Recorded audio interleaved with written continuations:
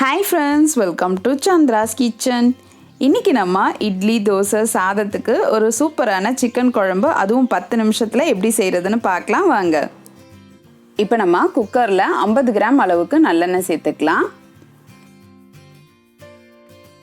எண்ணெய் காஞ்சதும் அரை ஸ்பூன் அளவுக்கு சோம்பு சேர்த்துக்கலாம். ஒரு துண்டு பட்டை சேர்த்துடலாம். கூடவே ஒரு பச்சை மிளகாய் சேர்த்துக்கலாம். ஒரு பெரிய வெங்காயத்தை நறுக்கி இதோட சேர்த்துக்கலாம். இப்போ இதை லைட்டாக வதக்கிடுங்க. இப்போ நான் ஏற்கனவே அரை மணி நேரம் சிக்கனை மேக்னேட் பண்ணி வச்சுருந்தேன், அதை இதோட சேர்த்துக்கிறேன். இந்த சிக்கன் மேக்னேட் பண்ணுறதுக்கு ஒரு ஸ்பூன் இஞ்சி பூண்டு விழுது, அரை எலுமிச்சப்பழம் சாறு, அடுத்தது மஞ்சள் தூள் 1/4 ஸ்பூன் சேர்த்து கலந்து அரை மணி நேரம் வச்சுருந்தேன். இப்போ இதை சேர்த்து நல்லா வதக்கிடலாம். இது கூடவே நம்ம 2 தக்காளி பழத்தை சேர்த்துக்கலாம். சேர்த்துட்டு நல்லா இதை வதக்கிடுங்க. இப்போ சிக்கன் குழம்புக்கு தேவையான அளவு கல் உப்பு சேர்த்துக்கலாம். சேர்த்துட்டு நல்லா இதை கலந்துருங்க.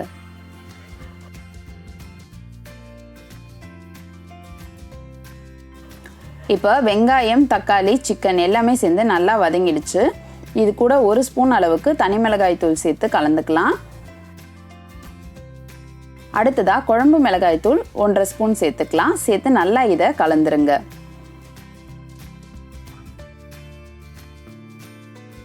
இப்போ நம்ம தேவையான அளவு தண்ணி சேர்த்து சிக்கனை கலந்து விட்டுடலாம்.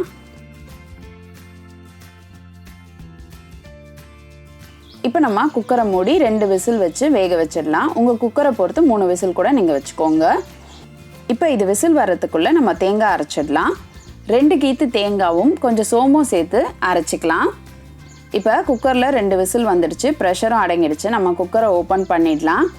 இப்போ சிக்கன் நல்லா கலந்து விட்டுருங்க. சிக்கன் நல்லாவே வெந்திருக்கு.